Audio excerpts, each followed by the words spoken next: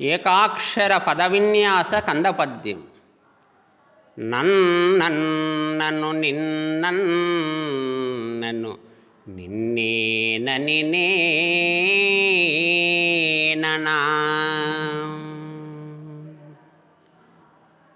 నిన్ను నేనన్నను నిన్నెన్నను నిన్నే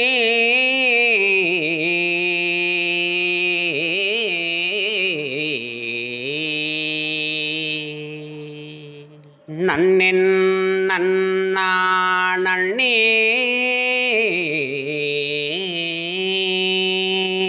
నన్ను నిన్ను నేనన్నా